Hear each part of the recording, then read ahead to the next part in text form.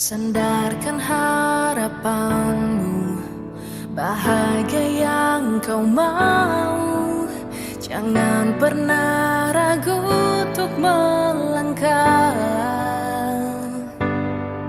Hidup memang tak selalu indah, juga tak selalu cerah. Ya, Bapak Ibu sambil mengisi daftar hadir 13.15, jadi supaya kita selesai di 14.17 lah, 1 jam dan 1 menit. Udah like? Itu udah like? Selesai ya? Cek. Di jam saya 13 sebenarnya. Dan dulu gimana? Sudah play? Sudah, baik. Bismillahirrahmanirrahim. Assalamualaikum warahmatullahi wabarakatuh. Waalaikumsalam warahmatullahi wabarakatuh. Bapak Ibu, kami sampaikan terima kasih atas kesediaan Bapak Ibu untuk hadir di ruangan ini dalam rangka diseminasi aksi nyata budaya positif. Jadi ini adalah diseminasi budaya positif dan dari kami sebagai calon guru penggerak angkatan 9. Dan sebelum itu ya ini adalah Bu Yanti dan ini adalah para pengajar praktik kami yang memang dalam kesempatan diseminasi ini tidak harus ada atau tidak perlu ada karena memang berkaitan dengan sekolahnya masing-masing. Dan ini kira-kira susunan acara yang akan kita lewati bersama, yaitu pembukaan, dan dalam kesempatan ini kita akan buka dengan bacaan basmalah bagi non muslim bisa menyesuaikan. Bismillahirrahmanirrahim. Insya Allah mudah-mudahan membawa berkah dan kebaikan untuk kita semua, terutama untuk SMA Negeri 82 Jakarta.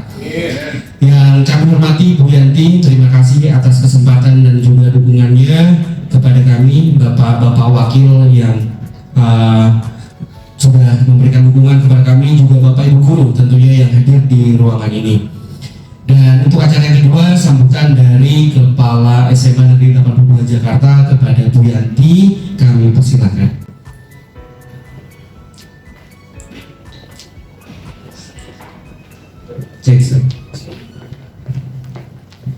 Bismillahirrahmanirrahim. Assalamualaikum warahmatullahi wabarakatuh. Selamat siang teman-teman semua.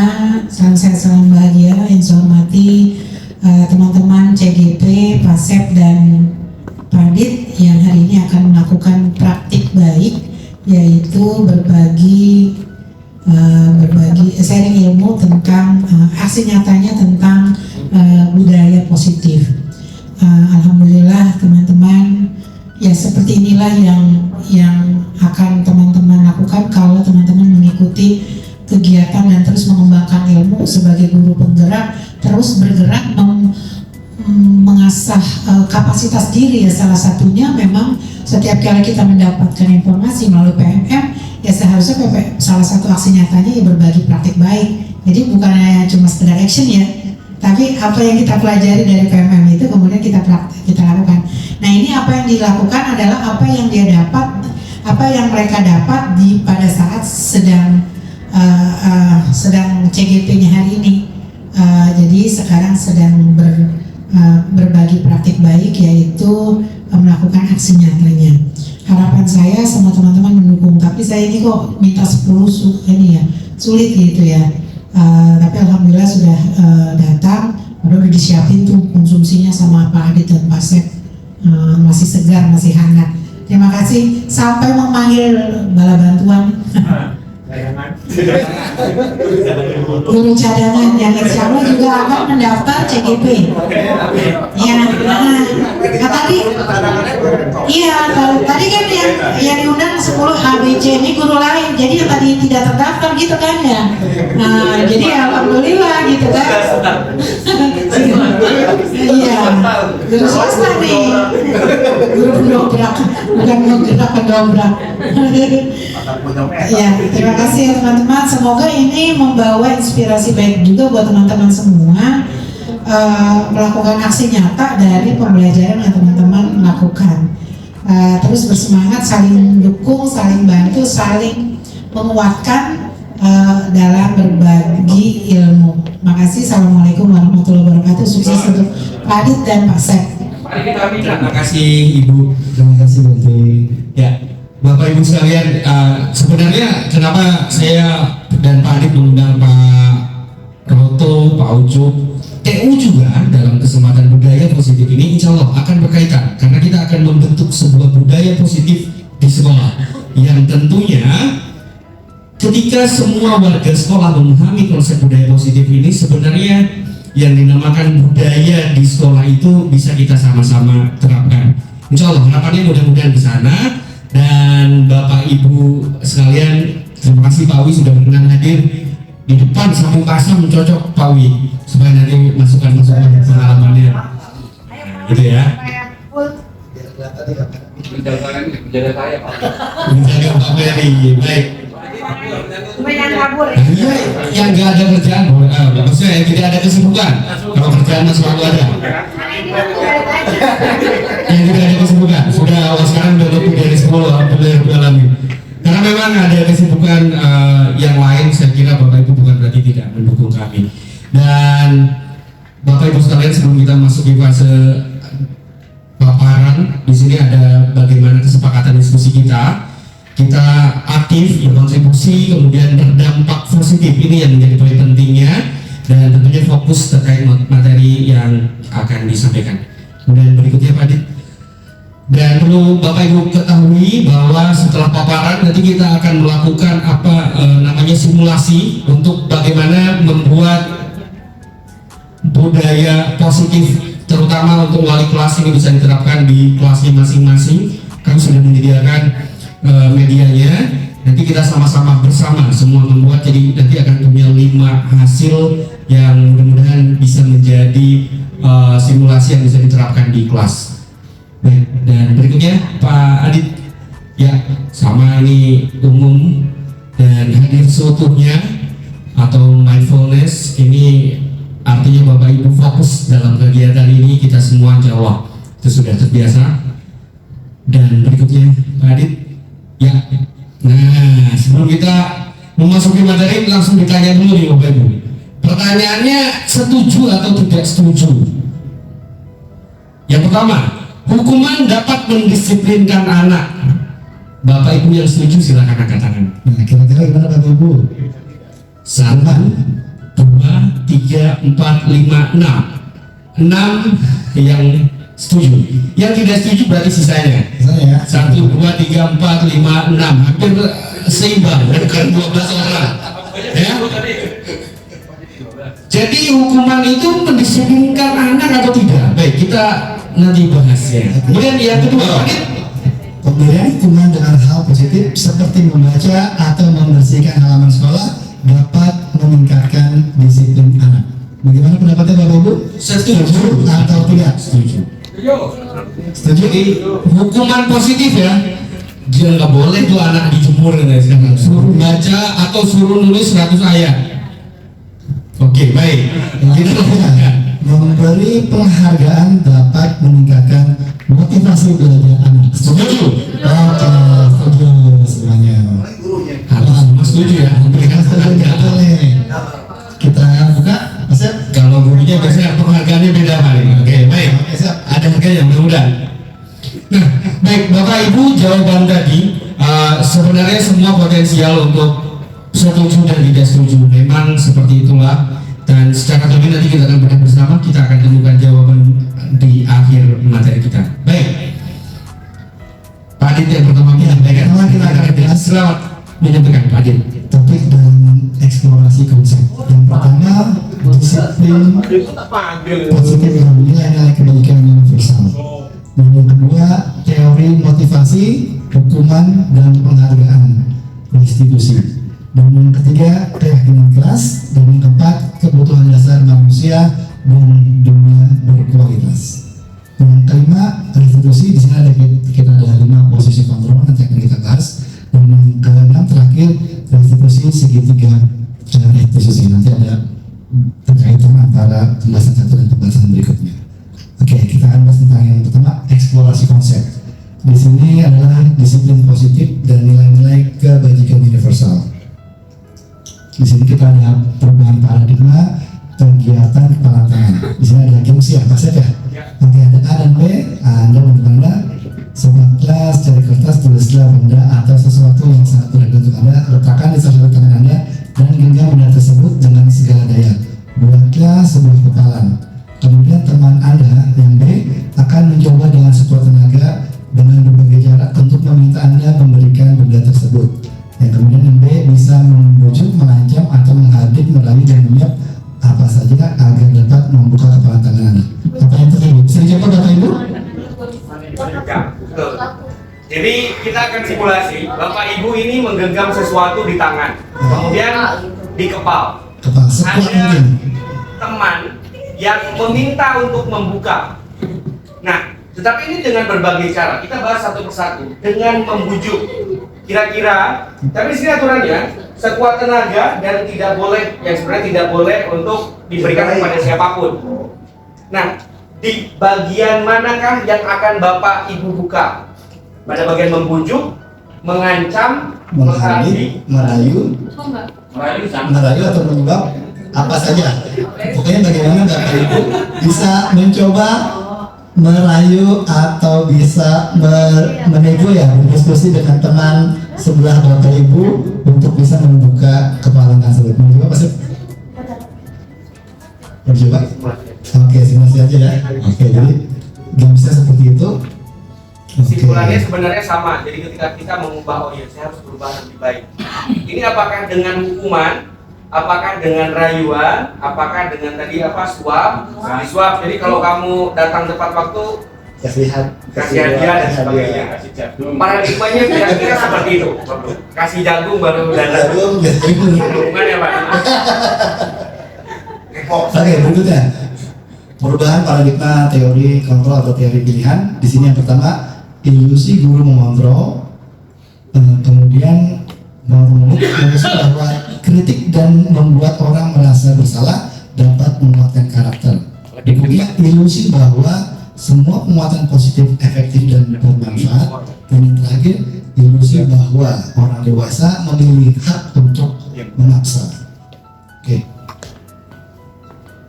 berikutnya nih ada perubahan paradigma stimulus respon. Siapa sesungguhnya yang memiliki kontrol di sini? Kita ada stimulus respon yang pasif ya. Kemudian ada teori kontrolnya, kita berusaha memahami pandangan orang lain tentang dunia. Oke, mungkin Bapak Ibu. Oke, di sini saya akan bahas tentang disiplin. Apakah makna disiplin? Berasal dari kata Latin disiplina, yang berarti belajar. Makna asal dari kata ini berkonotasi dengan disiplin diri dari murid-murid Socrates dan Plato. Disiplin diri membuat orang menggali potensinya menuju sebuah tujuan, apa yang dihargai. Namun dalam budaya kita, makna kata disiplin telah berubah menjadi sesuatu yang dilakukan kepada orang lain untuk mendapatkan kepatuhan. Kecenderungan umum adalah menghubungkan kata disiplin dengan ketidaknyamanan, bukan dengan apa yang kita hargai atau pencapaian tujuan suatu yang mulia.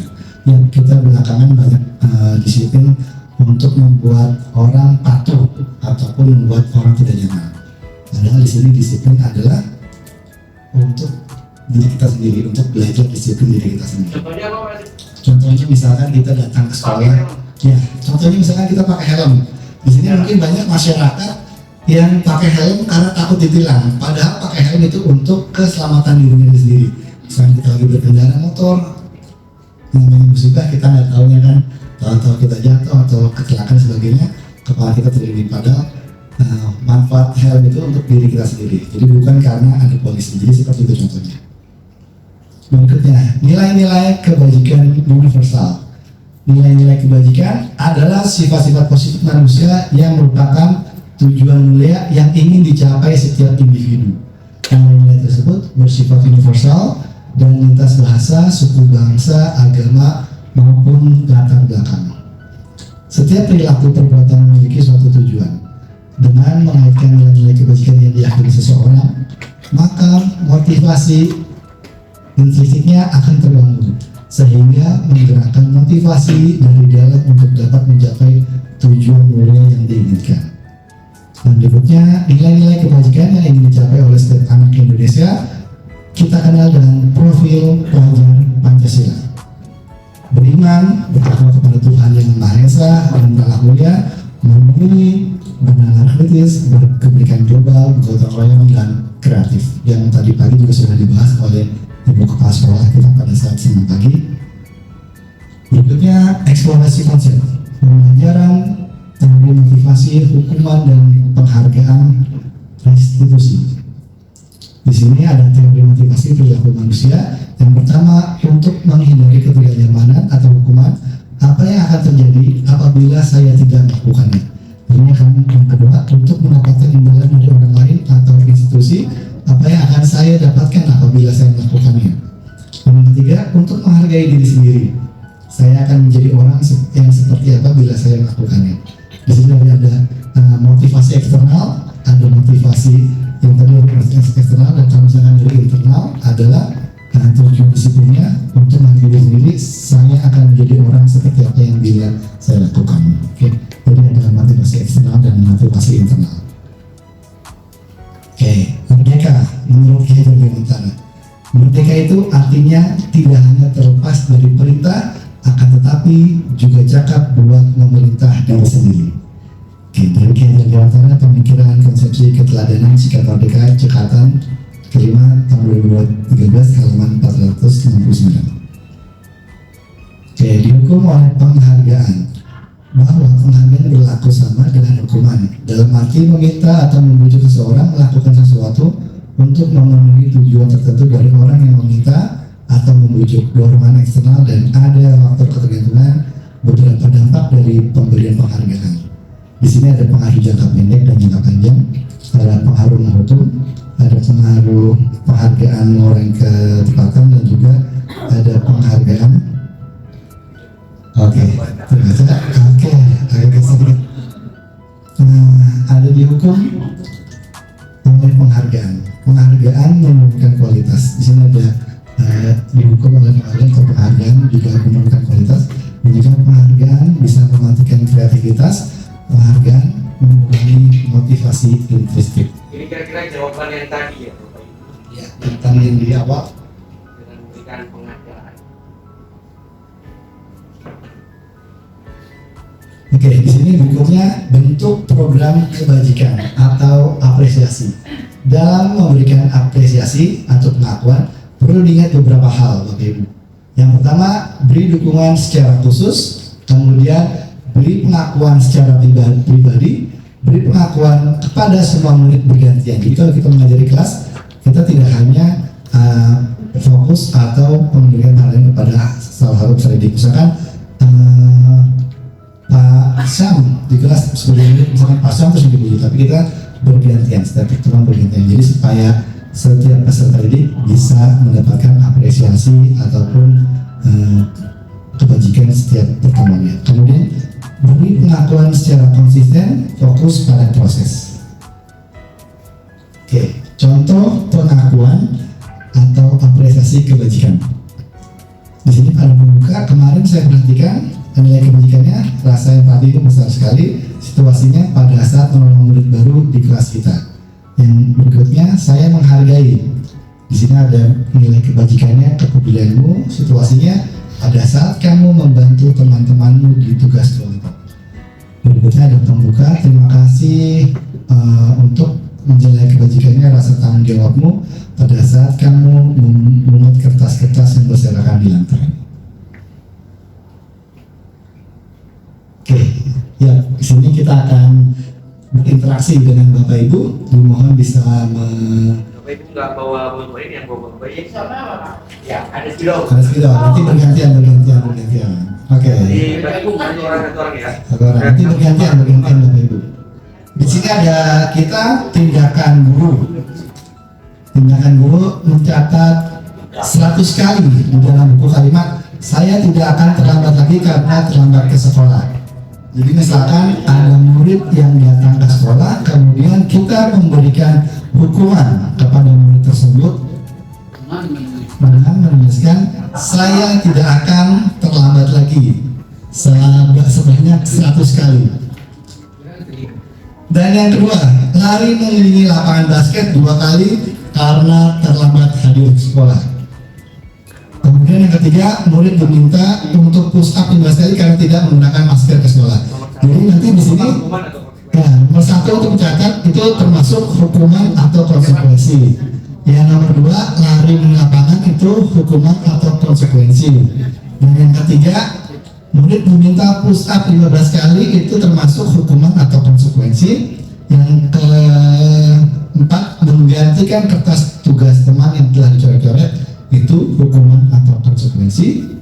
Kemudian membersihkan tumpahan air di meja tulis karena tersenggol pada saat belajar itu termasuk hukuman atau konsekuensi. Murid disuruh untuk menggunakan sepatu sehari di sekolah karena tidak menggunakan sepatu warna hitam. Jadi di sini murid maksudnya murid disuruh tidak menggunakan sepatu, dilepas sepatunya ditahan. Misalkan sepatunya ada warnanya selain warna hitam seperti putih, biru, pink dan lainnya, akan sepatunya ditahan dan sehari tidak memakai sepatu. Itu termasuk hukuman atau konsekuensi. Kemudian terakhir, lari mengelilingi lapangan basket 2 kali karena terlambat 10 menit untuk pelajaran PJOK. Di sini termasuk hukuman atau konsekuensi. Silakan Bapak Ibu yang sudah ada kertasnya. Yang nomor 4, menggantikan kertas tugas yang telah dicoret-coret. Jadi misalkan temannya iseng mencoret-coret tugas kertas temannya, kemudian dia disuruh mengganti. Itu termasuk hukuman atau konsekuensi. Hukuman atau apa? Ditulis Pak, jadi ada 7 nanti Bapak tulis nomor 1 hukuman atau konsekuensi. Oke, sambil saya baca. Boleh. Ya, langsung aja. Misalnya nomor 1 nih, mencatat 10 kali di dalam buku kalimat saya tidak akan terlambat lagi karena terlambat sekolah. Itu termasuk hukuman atau konsekuensi Bapak Ibu? Itu. Betul saja. Ini hanya untuk masih pemahaman. Nomor 1 itu termasuk hukuman atau konsekuensi. Kemudian nomor 2, lari mengelilingi lapangan basket 2 kali karena terlambat hadir di sekolah. Itu termasuk hukuman atau konsekuensi.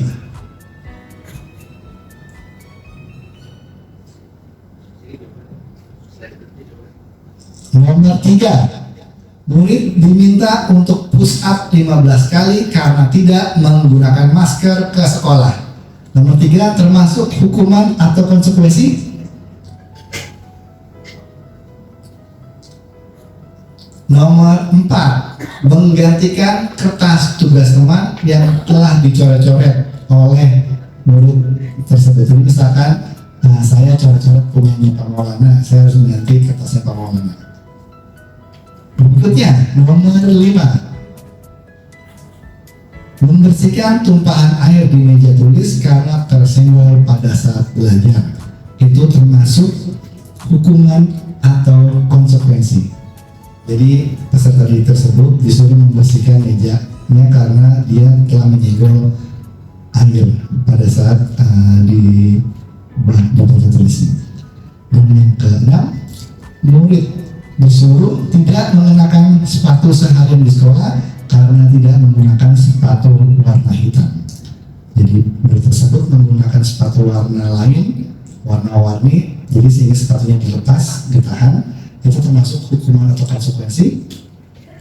Dan yang terakhir, lari mengelilingi lapangan basket 2 kali karena terlambat 10 menit untuk pelajaran PJOK.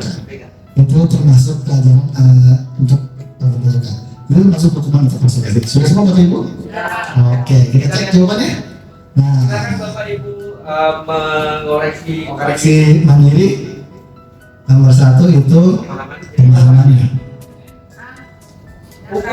Hukuman, konsekuensi, hukuman dan konsekuensi.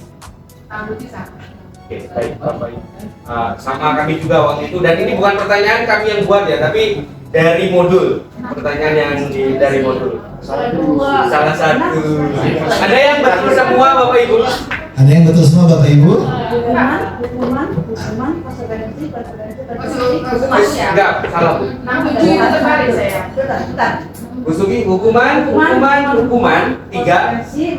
konsekuensi 4, konsekuensi 5, hukuman Konsekuensi. Konsekuensi. Salah satu. Oke. Ada yang betul semua Bapak Ibu? Ada yang betul semua Ibu? Oke, berarti hadiahnya saya tarik kembali. Terima kasih Mas.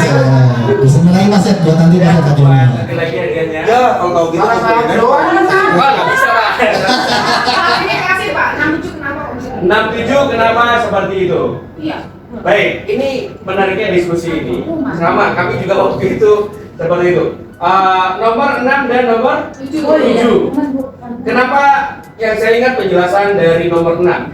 Jadi membuat si anak merasa ini bentuknya hukuman, bukan konsekuensi. Konsekuensinya itu diharapkan tidak tanpa sepatu, karena mungkin ada anak yang kulitnya sensitif atau apa dan sebagainya. Jadi masuknya kategori hukuman. Kenapa yang ini konsekuensi? Karena ini adalah mata pelajaran PJOK di mana anak harus punya kebugaran fisik. Itu yang saya ingat penjelasan atau hasil diskusi kami dalam menjawab jawaban ini. Karena PJOK, tapi kalau pelajaran agama suruh anak lari lapangan, itu akan menjadi sebuah hukuman. Jadi kita lihat kondisi di lapangan ya Bapak Ibu. Siap? Nah, barangkali Pak Sampai. Ini teman-teman, kalau ini terasa juga karena Pak dan Pak ini sedang mencoba mendisiplinasi Pak D yang mereka sendiri harus menguasai dalam waktu 1 bulan. Gitu. 1 hari, 1 minggu, 5 hari, ya, atau 20 hari sebulan mereka belajar dan mereka harus disiplинasi 1 kali pertemuan ini. Jadi kalau mereka lompat-lompat kita harus maklum, ya, harus maklum. Yang kedua yang saya tahu, yang namanya itu dalam paradigma barunya adalah sesuatu yang diberikan tanpa sebuah proses kesepakatan. Nah, tidak tertulis, segala kesepakatan, guru marah, lalu semaunya memberikan satu posisi tertentu. Lambat, boleh kesel nih, ya kan? 100 kali, tapi besok jadi juga, gitu. Jadi besok cuma 10 kali atau mungkin ya udah langsung aja, tapi kamu gini gitu. Itu pokoknya enggak, sorry, ada hukuman dan itu tidak jelas. Kalau konsekuensi itu diantaranya adalah tadi dari suatu hal yang diberikan, karena kalau ada tertulis itu ada transaksi, ada hal yang seperti transaksional. Misalnya mendalikan kertas tugas teman yang telah dicoret-coret itu kan sebenarnya di tadi tidak ada. Tapi di sini terjadi transaksional yang bisa dipahami bahwa ada sebenarnya tidak ada. Nah, lebih tinggi dari ini adalah disiplin positif yang namanya restitusi. Mohon dijelasin kan? Oke, terima kasih Pak Sam. Jadi hukuman di sini termasuk dalam tata tertib sekolah karena peserta didik menerima ya dan juga langsung menerima berikutnya. Kemudian untuk konsekuensi di sini adalah kesepakatan bersama. Oke, di sini ada nih. Ya, Pak Sam di sini ada pertemuan hukuman dan konsekuensi. Hukuman sesuatu yang menyakitkan harus terjadi. Kalau konsekuensi sesuatu harus terjadi. Kemudian membuat anak sakit fisik maupun hati untuk jangka waktu lama. Kalau konsekuensi membuat anak merasa tidak nyaman dalam jangka waktu pendek. Kemudian berikutnya hukuman anak membenci kedisiplinan. Kalau di sini konsekuensi anak menghargai disiplin. Berikutnya hukuman ini merupakan paksaan. Kayak tadi kita tertib, kita harus seperti memaksa. Kemudian kalau konsekuensi ada stimulus dan juga tanggapan. Tadi jadi ada kesepakatan kelas bersama. Dan hukuman berikutnya mendorong anak menyakiti diri sendiri.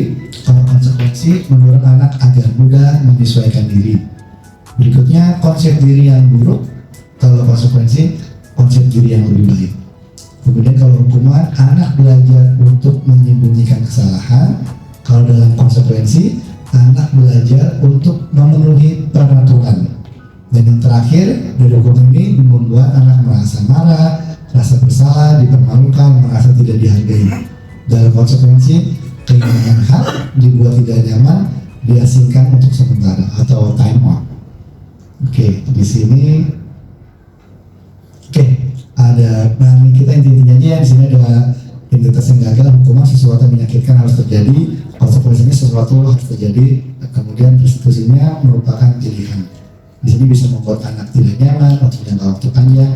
Kalau konsekuensi untuk jangka waktu pendek dan restitusi menguatkan untuk murid atau anak dan guru.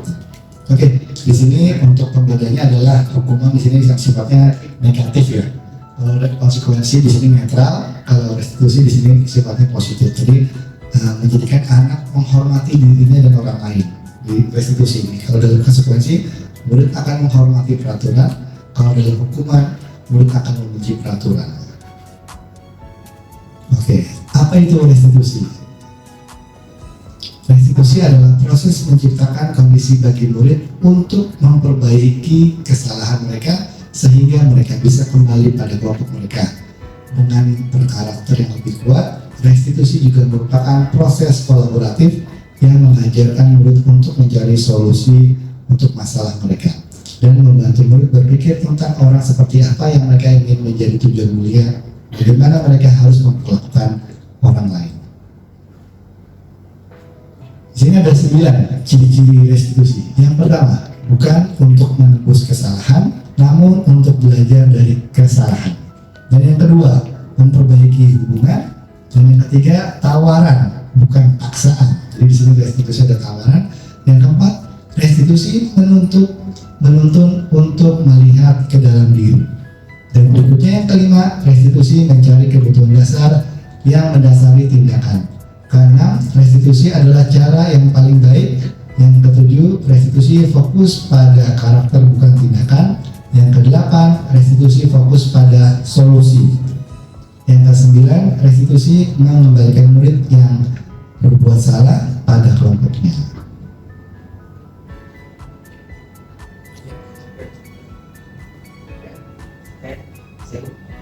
Berikutnya eksplorasi konsep akan dilakukan oleh Pak Sep dari Kementerian Kelas.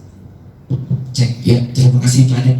Ya, jadi tadi yang disampaikan Pak Sam itu ada di slide berikutnya, betul, dan betul, terima kasih Pak Syah penguatannya bahwa konsekuensi itu ada kesepakatan dan bahkan di dalam restitusi itu menawarkan pilihan.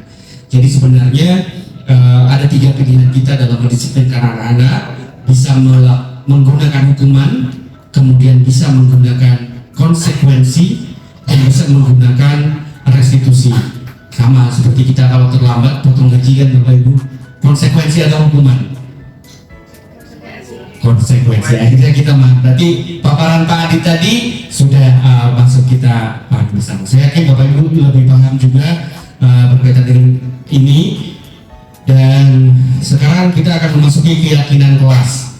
Ya, sebenarnya kemarin dengan Pak Syam sudah ada diskusi. Saya juga sepakat Pak, keyakinan itu lebih berkaitan dengan apa, dogma agama gitu ya. Tuh, keyakinan kelas. Mengapa tidak peraturan saja? Mengapa harus keyakinan kelas? Jadi jawabannya adalah ini dari mengapa kita memiliki peraturan harus menggunakan helm bila mengendarai kendaraan roda 2? Mengapa kita memiliki peraturan 3M untuk menggunakan masker, mencuci tangan, dan menjaga jarak 1,5 meter dalam situasi COVID? Mengapa kita memiliki peraturan harus datang tepat waktu pada saat mengikuti pelatihan? Nah, ini semua untuk mendukung motivasi intrinsik, kembali kepada nilai-nilai keyakinan, lebih menggerakkan seorang dibandingkan mengikuti serangkaian peraturan-peraturan. Jadi ketika kita sudah memiliki, ketika kita sudah memiliki keyakinan, kalau berkendara dengan helm itu akan membuat keselamatan kita lebih terjaga, maka kita udah ada polisi ataupun tidak ada polisi pasti pakai helm. Sederhananya yang kami tangkap dan saya pahami seperti itu Bapak Ibu. Sama seperti anak-anak ketika mereka meyakini bahwa dengan peduli, gotong royong, kerjasama itu dapat mengembangkan diri mereka, maka harapannya mereka juga bisa melakukan itu. Kemudian ini adalah lingkup budaya positif. Kalau peraturan kelas lingkupnya masih sebesar ini, kemudian keyakinan kelas, lingkungan positif, dan terakhir adalah budaya positif. Yang kita pahami terkait budaya adalah sesuatu yang berkelanjutan terus-menerus. Ketika ditabrak itu ada dampak dari budaya, norma-norma yang kita tabrak aduh jadi gak enak, jadi malu dan sebagainya. Kemudian berikutnya, nah ini sebuah pertanyaan, yang mana merupakan keyakinan kelas dan mengapa? Baik, ini adalah contoh, dan ini sama seperti yang disampaikan oleh Dimapul. Datang tepat waktu mengucapkan salam. Ini apakah keyakinan kelas? Menjaga kebersihan sekolah, berdoa sebelum dan sesudah kegiatan, kemudian aktif dalam pembelajaran, tertib. Nah, yang menjadi ini di guru. Kami guru dan murid yang saling menyayangi. Kami murid yang semangat belajar. Kami murid yang peduli dengan teman-teman. Baik. Menurut Bapak Ibu, mana yang menjadi keyakinan kelas? Semuanya menjadi keyakinan kelas. Kenapa? Karena ini menjadi sebuah keyakinan kelas. Karena dengan meyakini kalimat-kalimat tadi itu akan memberikan dampak baik. Nah, kita lanjutkan. Pendalaman keyakinan kelas. Ini ada teori tabel yang sebenarnya saya juga kenapa harus tabel gitu. Ada hormat, ada bekerja, ada diterima dan dimiliki. Saya ingin menyampaikan bahwa dengan meyakini hormat, kami meyakini bahwa sangat penting untuk menghormati semua orang dan barang milik orang lain. Ini adalah sebenarnya bentuk hormat. Kemudian bekerja, kami meyakini bahwa sangat penting untuk mengerjakan segala pekerjaan atau mengikuti kegiatan yang telah ditugaskan. Jadi instruksi guru itu adalah sesuatu yang harus dikerjakan karena sudah ditugaskan. Diterima dan dimiliki, kami meyakini bahwa sangat penting untuk merasa diterima pada suatu kelompok dan saling peduli satu dengan yang lain. Nah, berdasarkan tabel ini sebenarnya nanti arahnya kira-kira akan kita lewati bersama dan diskusikan bersama. Nah, di sini sudah ada contoh bagaimana pendalaman keyakinan kelas dari tabel C dan tabel Y. Dari tabel Y ini karena mirip Y sebenarnya lebih ke bagian 3 sisi: terdengar, terlihat, dan berperilaku. Kita bahas dari yang terdengar. Satu orang berbicara, yuk saya bantu, kita bisa selesaikan ini bersama. Ini ucapan-ucapan yang terdengar. Ini adalah bentuk hormat. Kemudian kalau berperilakunya seperti apa sih? Ya perilaku ramah. Kalau misalnya yuk saya bantu berarti tersenyum ramah, kemudian memberikan salam hormat. Ini bentukannya perilaku. Nah, yang terlihat ini adalah nilai-nilai kebajikan yang terlihat: empati, kemudian memegang barang milik orang lain hanya dengan izinnya. Jadi nggak berani kalau tidak atau belum meminta izin. Ini terlihat. Nah, kemudian dalam bentuk respect, hormat juga sama. Datang tempat waktu itu tampak seperti tidak tampak seperti sering hadir terlambat. Jelas ini kebalikan. Menyapa teman dan guru setiap hari, tak acuh kepada teman dan guru. Jadi dengan saling sapa itu membuat kita tampak lebih akrab dan sebagainya, dan membuat tidak tampak seperti tak acuh atau tidak memperdulikan. Kemudian dalam konsep bekerja, tekun bekerja dan menyimak guru. Nah, ini murid tidak mendengarkan guru dan acuh tak acuh. Oke, ini tidak tampak seperti. Jadi kalau kita peduli sama teman, apa sih yang tidak tampak? Berarti yang tidak tampak kita bermusuhan atau marahan dengan teman, seperti berlainan. Nah, kemudian kita akan mengerjakan soal berikutnya. Kertasnya boleh dibalik, Bapak Ibu, nggak apa-apa. Ini nanti untuk refleksi bersama seperti tadi pertanyaannya. Silakan Bapak Ibu, bisa dibalik. Kalau untuk kelas lagi belum selesai. Selalu kembalikan buku ke tempatnya. Kira-kira keyakinan kelasnya itu seperti apa? Atau langsung bahas aja? Bahas aja langsung, Pak, biar karena sudah waktu. Baik, jadi ini yang dimaksud dengan keyakinan kelas, nilai-nilai kebajikan, tanggung jawab dengan selalu menggunakan buku ke tempatnya. Kemudian dilarang mengganggu orang lain. Ini bentuk keyakinan kelasnya dengan menghormati orang lain. Hadir di sekolah 15 menit sebelum pembelajaran dimulai, menghormati orang lain, terutama yang mungkin punya aturan dan sebagainya. Saya juga masih kadang terlambat, Bapak Ibu. Berkomitmen, nah saya berarti belum memiliki komitmen dan sebagainya. Kita akan terus dengan motivasi internal, itu akan membuat diri kita lebih kuat. Dilarang melakukan kekerasan. Nah, ini sebenarnya keyakinan kelasnya adalah berkaitan dengan keselamatan, menghormati orang lain. Kemudian dilarang menggunakan narkoba. Ini keyakinan kelasnya adalah kesehatan. Bergantian atau menunggu giliran. Ini menghormati orang lain, bersabar. Gunakan masker. Ini kesehatan dan keselamatan karena berkaitan diri sendiri dan orang lain. Jangan berlari di kelas atau koridor. Ini adalah berkaitan dengan keselamatan dan keamanan.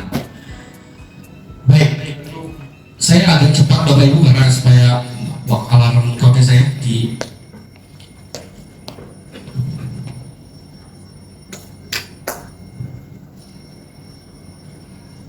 ya, maaf Bapak Ibu. Kebutuhan dasar manusia dan dunia berkualitas. Jadi apa kaitannya? Jadi kaitannya dengan memahami kebutuhan dasar manusia yang sebenarnya di dalam konsep BK, mungkin konseling ini sudah dipahami dengan betul bahwa setiap dari kita, setiap dari anak-anak kita, setiap dari semua manusia secara teoritis ini membutuhkan 5 kebutuhan dasar yang pada intinya adalah konsep untuk bertahan hidup. Ada kasih sayang dan rasa diterima, kemudian ada penguasaan, ada kesenangan dan kebebasan.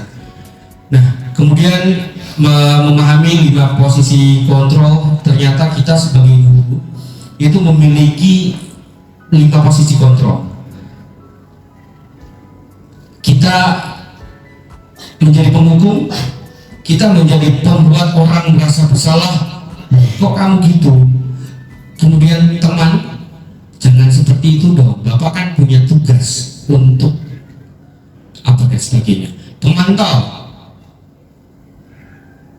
apa peraturannya? Kamu tahu aturannya? Manajer. Nah, konsep manajer ini yang sebenarnya sudah di Ibu Yanti selaku kepala sekolah berposisi sebagai manajer. Jadi kita semua di dalam modul ini yang kami pelajari, yang saya tangkap, diharapkan mampu memiliki pemahaman manajer untuk bisa mengondisikan anak-anak, menguatkan pribadi. Apa yang kita yakini, bertanya lagi kepada anak, apa yang kita yakini? Oh ya, rasa menghormati Pak. Apa yang bisa kau kerjakan untuk memperbaiki masalah ini? Dan ini memberikan pilihan solusi dari permasalahan yang ada. Kemudian ini ada pernyataan-pernyataan. Contoh-contoh bagaimana 5 posisi kontrol ini. Kalimat-kalimatnya kira-kira seperti ini. Saya kecewa sekali dengan kamu, membuat orang merasa bersalah. Jadi mengutarakan kekecewaan itu adalah membuat orang merasa bersalah, memojokkan gitu ya, sederhananya. Kemudian penghukum, kamu salah, kamu tidak benar melakukannya, menyalahkan. Kemudian teman, ini meminta untuk memahami posisi kita. Ayo, kamu belajar harus lebih baik. Bapak kan punya tanggung jawab dan sebagainya. Misalnya untuk nilaimu ada di atas KKM dan sebagainya. Memposisikan sebagai teman. Saya masih sadari kalau posisi saya lebih cenderung banyak di dalam posisi teman. Kemudian ini adalah posisi pemantau. Apakah kamu mau mendapatkan stiker bintang hari ini, atau apakah kamu ingin mendapatkan nilai di atas KKM karena nilaimu masih di bawah KKM? Nah, konsep manajer ini lebih ke memberikan pertanyaan yang bisa memberikan atau memunculkan motivasi internal dari peserta didik kita, terutama dalam memang yang spesial yang melakukan kesalahan-kesalahan atau pelanggaran-pelanggaran. Nah, kemudian posisi penghukum jelas di sini apa bentuknya seperti menghakimi, sama seperti yang di atas. Baik, Bapak Ibu, konsep sederhananya adalah peraturan, pemantau, konsekuensi, hadiah, nilai-nilai, manajer, dan memperbaikinya ini saling bergerak, saling berkaitan.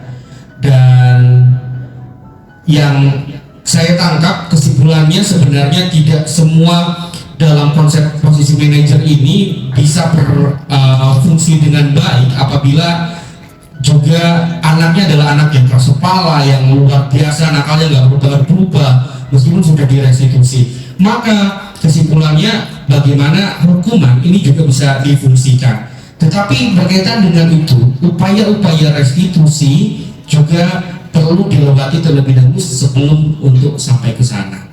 Nah, sekarang kita akan memahami segitiga restitusi yang sebetulnya Pak Syam, Pak Yusuf, Pak Kisro sudah menyampaikan ini selaku CGP sebelumnya. Berkaitan dengan segitiga restitusi, nah ini intinya ada 3 tahapan.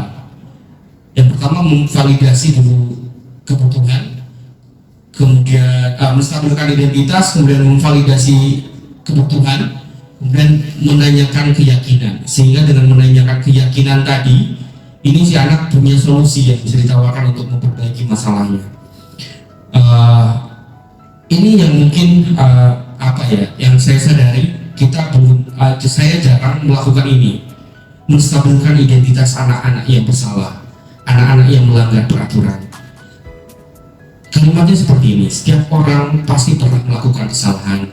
Bapak juga pernah melakukan kesalahan, atau ibu juga pernah melakukan kesalahan dan sebagainya.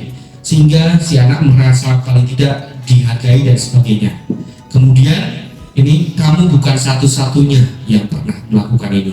Ini adalah kalimat-kalimat untuk menstabilkan identitas secara teori segitiga restitusi. Kemudian setelah ini menanyakan lebih ke kebutuhan itu, alasan kenapa dia seperti itu. Kamu tentu punya alasan mengapa kamu melakukan itu, entah mau mencontek, entah apa dan sebagainya, pelanggaran tata tertib dan sebagainya. Ditanyakan alasannya, apa sih yang menjadi alasan? Gimana kalau anaknya nggak mau jawab? Nah, ini menjadi diskusinya di sana. Saya nggak punya alasan ya. Baik, nanti kita akan mudah-mudahan ada waktu untuk diskusi. Kemudian menanyakan keyakinan. Menurutmu kira-kira apa keyakinan yang telah kita sepakati? Apakah kamu menjalankannya atau kamu melanggarnya? Dan sebuah pertanyaan yang menarik dalam keyakinan itu, tujuan hidupnya. Kamu ingin menjadi orang yang seperti apa? Pertanyaan untuk menjadi keyakinan. Ini baik, dan ini tahapan-tahapannya. Stabilkan identitas, bisa cermati. Kemudian memvalidasi kebutuhan. Kamu boleh tetap berusaha menjaga sikap itu, tapi tambahkan sikap yang lain yang baru. Di sini kami waktu itu diskusi agak panjang. Kamu boleh tetap berusaha menjaga sikap itu. Oke, baik. Ini menariknya segitiga restitusi. Tapi kita bisa memilih yang lain. Maukah kamu belajar cara lain untuk mendapat yang kamu butuhkan tanpa harus unggul? Misalnya ketika rebutan barang sesuatu dengan temannya. Apakah kamu bisa melakukan dengan lebih baik besok lagi? Apakah kamu besok bisa untuk tidak terlambat lagi misalnya? Atau apakah kamu bisa besok untuk melengkapi atribut, memotong atau bukan memotong, merapikan rambut misalnya, dan sebagainya. Ini adalah validasi kebutuhan. Ternyata alasannya supaya ingin keren gitu. Menanyakan keyakinan. Nah, nilai-nilai apa sih yang disepakati? Kemudian apa yang kita telah sepakati? Apakah ideal seperti itu? Kamu ingin jadi anak seperti apa? Apa yang kamu rasakan ketika kamu melakukan itu? Kamu menjadi orang yang seperti apa menurutmu? Ini menanyakan keyakinan. Jadi lebih bertanya tentang dirinya. Baik, Bapak Ibu, itu kira-kira adalah tahapan segitiga restitusi tadi. Nanti ada satu video yang kami pun sebenarnya men-setting video itu, tapi ya mudah-mudahan bisa tergambar bagaimana tahapan dari segitiga restitusi ini. Ini nanti kita akan bicara disiplin positifnya seperti apa. Kita akan menonton dulu video restitusinya 5 menit.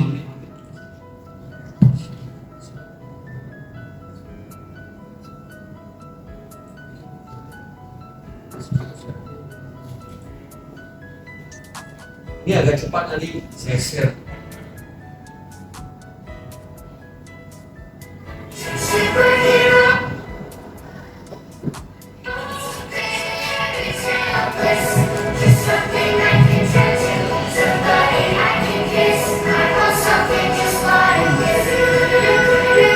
Jadi kira-kira tugasnya nanti seperti ini. Terima kasih.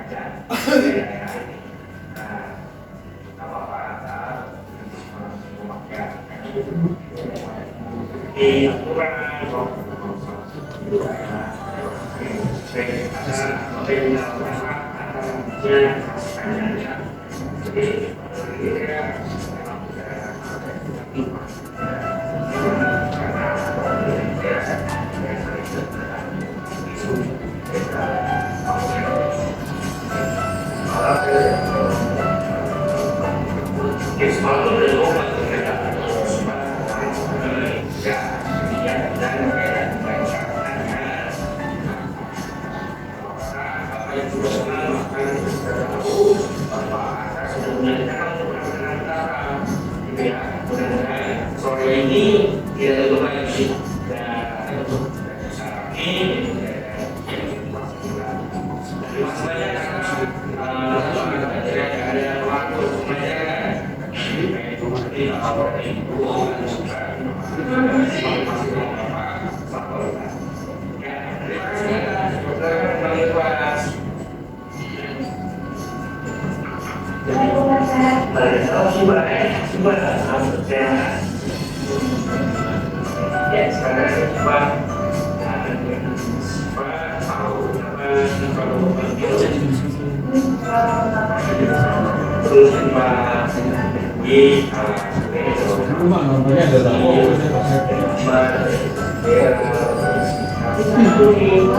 Identitas sekolah kita adalah semua saya lagi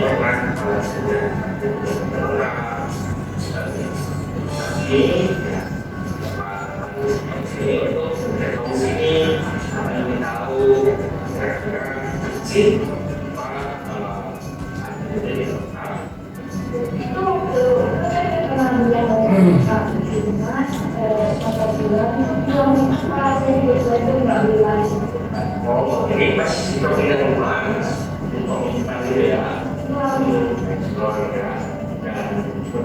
ya dan solusinya kami operasi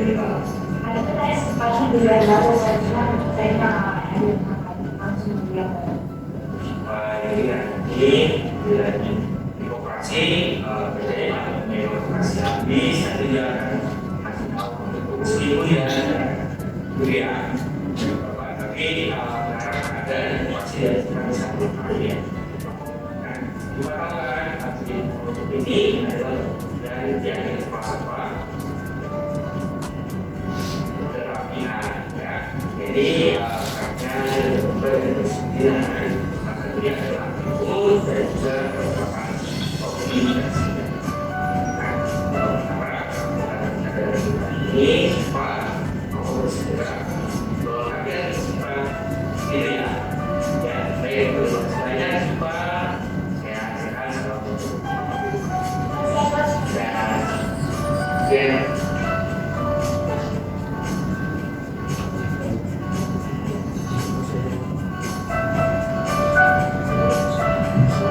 Kesadaran melanggar keyakinan dan kembali berkomitmen untuk menjadi positif.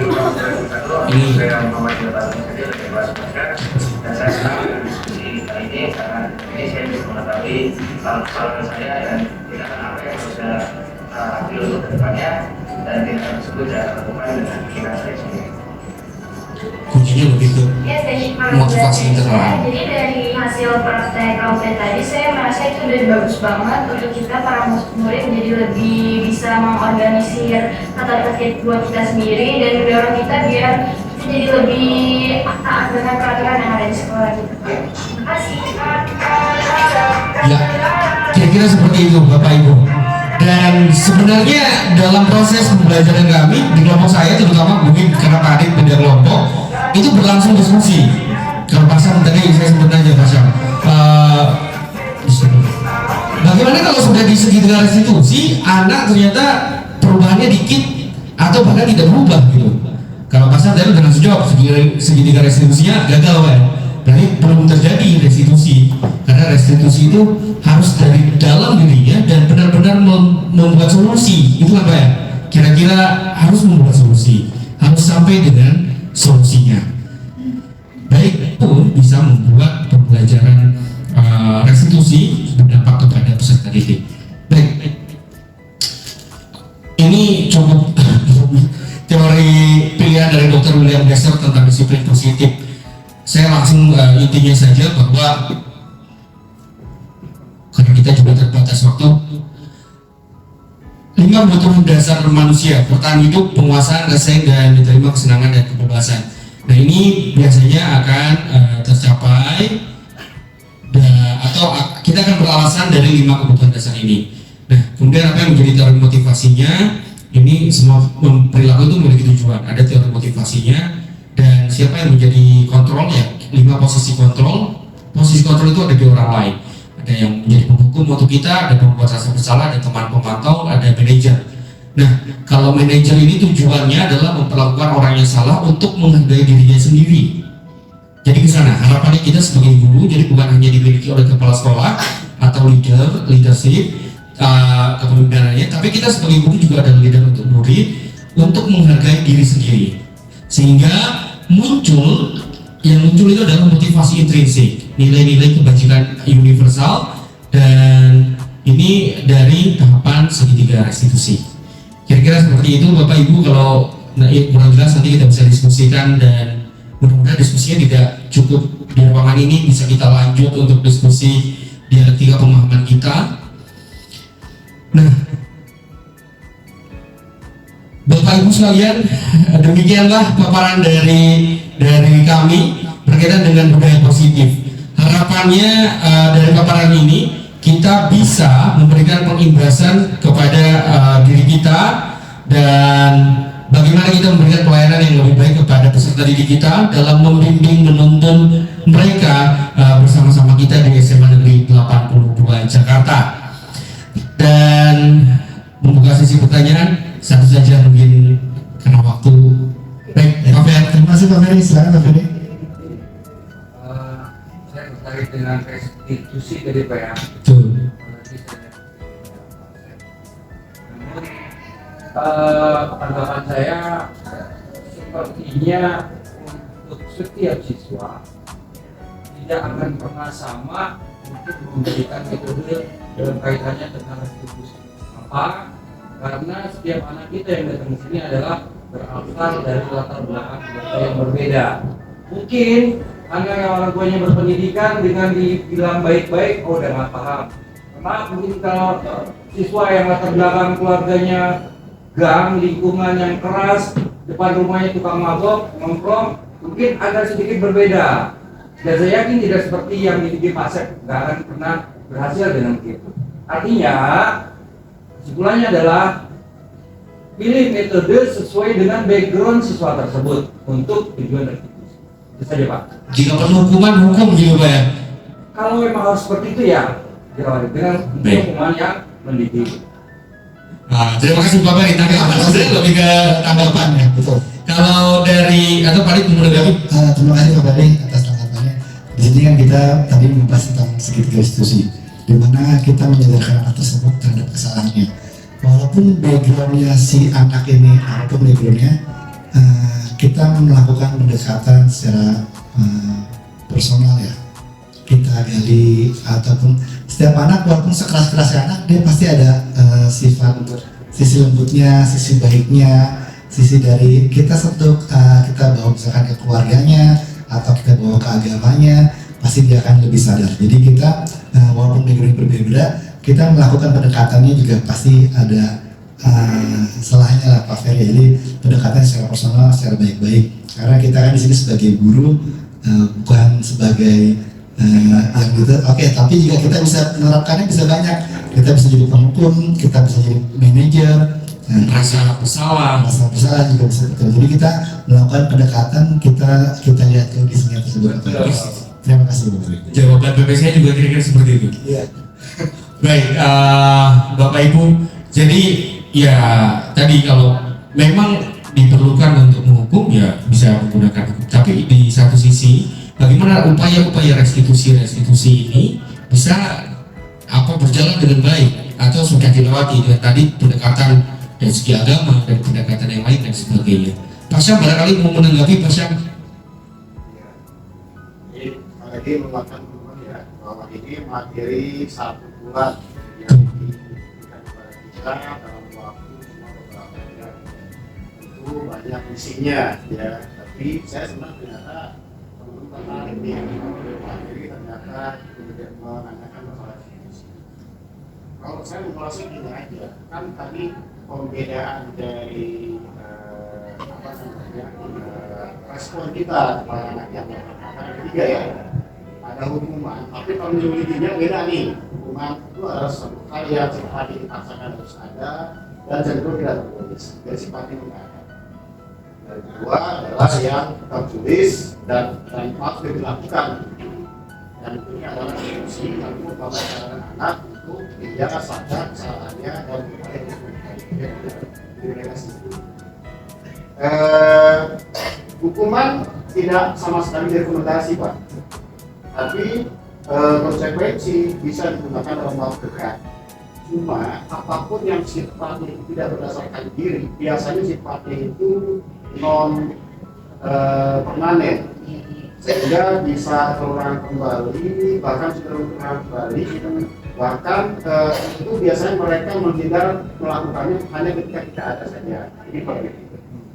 Nah, restitusi saya sepakat dengan Pak Ferry ya, satu sisi ya, tapi bukan berarti tidak bisa Pak, bisa dilakukan untuk semua kalangan. Perbedaannya adalah pada momen yang mana yang bisa diberikan restitusi. Pada saat itu saya komunikasi dengan guru SMA 8, guru BK-nya bagus banget ya, dan restitusi dibilang hanya bisa diterapkan pada orang yang betul telah menyerah bahwa saya bersalah. Bukan orang yang kita ajak mengaku bersalah, bukan. Dia salah, dia terpuruk, disitulah terjadi restitusi. Begitu. Dan ini memang membutuhkan guru-guru yang memiliki kemampuan komunikasi yang baik. Saya cenderung restitusi itu berhasil jika diberikan kepada guru yang dekat sama anak itu, punya kemampuan komunikasi yang baik. Wah, jadi gitu ya. Itu restitusi. Nah, keluar ya. Betul. Situasinya tidak mudah. Karena menanyakannya itu butuh skill yang menurut saya harus kita asah. Kemampuan coaching ya. Ya, dan satu hal, keikhlasan. Ini yang menurut saya kita harus bangun Bapak Ibu sekalian. Karena begini, kan dalam agama satu hal yang kita lakukan dengan lebih keras, pahalanya lebih keras ya. Itu yang tentunya akan diberikan juga saat kita bekerja dengan kita. Ketika kita menghadapi akal seperti kalau saya Anda sudah punya paradigma. Karena itu nakal sebetulnya itu karena konsekuensi sih sebuah akibat dari lingkungan mereka, entah orang tuanya, entah kondisi lingkungannya, sehingga mereka nakal. Sehingga cara pandang kita itu pertama-tama bukan kesal, kasihan dulu. Memang satu ketika kita uji dengan kesabaran dan macam ya, tapi ketika kembali kepada paradigma itu menguatkan. Gitu. Nah, paradigma ikhlas ini membuat ketika kita banyak berbuang waktu buat dia, itu pahala yang diterima. Itu saya lebih cenderung begini gitu ya.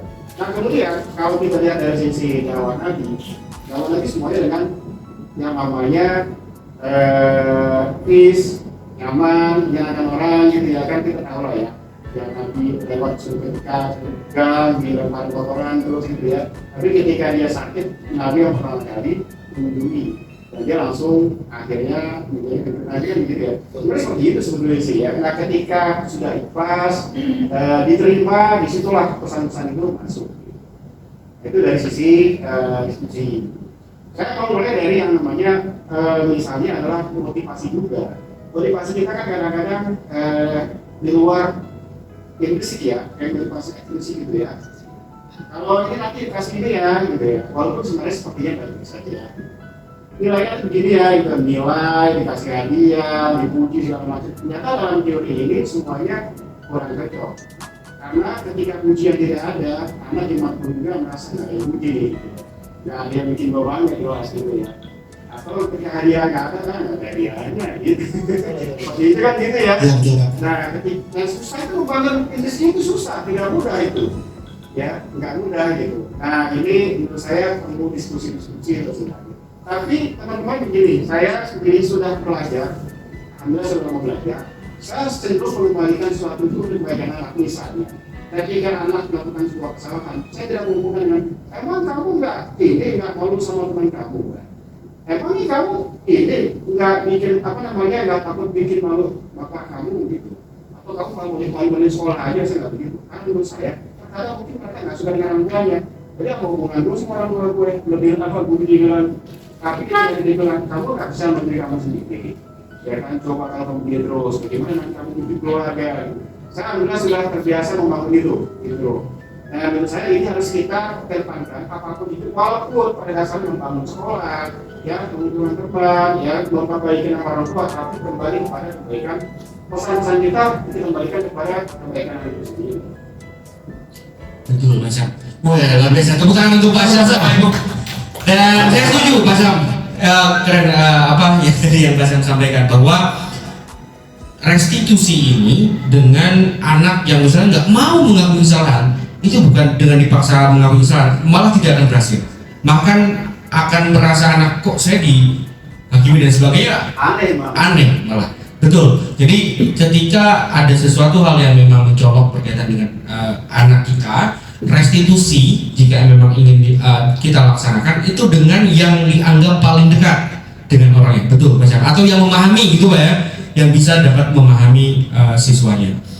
Baik, Bapak Ibu, aduh, saya juga enak karena penyidik akan membahas yang lain. Setelah ini, Bapak Ibu, ada lagi pertanyaan? Lagi dari Ibu. Saya berharap justru lanjutannya ini bukan hanya selesai di sini, tapi menjadi diskusi bersama ke depannya. Dan Bapak Ibu, saya dan Pak Adi juga mohon maaf dan terkait ini kita mungkin tidak sempat, tidak apa-apa. Intinya, saya sudah share di ruang guru, Bapak Ibu bisa memperhatikan di sana ada tahapan 1, 2, 3, 4, 5. Itu adalah tahapan yang bisa kita lakukan bersama anak kelas, terutama kalau wali kelas dengan anak kelasnya, membuat keyakinan kelas sehingga nantinya mencapai mempunyai keyakinan kelas. Baik, Bapak Ibu, sampai di sini saya kira pertanyaannya nanti bisa lanjut ya. Kami berdua mohon maaf jika ada kesalahan atau hal lain yang kurang berkenan. Kami ucapkan terima kasih banyak. Dan terima kasih banyak yang sebesar-besarnya atas kehadiran Bapak Ibu, atas kesediaan waktu Bapak Ibu. Namun sebelum saya dan Pak ditutup, ada refleksi dulu. Ada refleksi, nah, tapi refleksinya via Google Form. Bapak Ibu diharapkan berkenan untuk mengisi refleksi dari kegiatan ini yang saya share di grup WhatsApp Ruang Guru.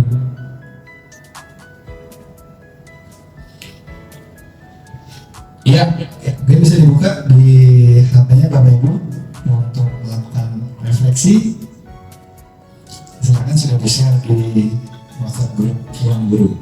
Kita anggap sudah selesai. Terima kasih Bapak Ibu semuanya. Kami pamit undur diri. Wabillahi taufiq wal hidayah. Wassalamualaikum warahmatullahi wabarakatuh. Terima kasih banyak. Foto bersama Bapak Ibu. Foto sedikit. Foto sini. Ya, Terima kasih. terima kasih. Bu, lulus tadi Bu? Lulus lah. Oh lulus ya. Sebenarnya inginnya jadi track, jadi ini Bu, tapi waktu sebenarnya.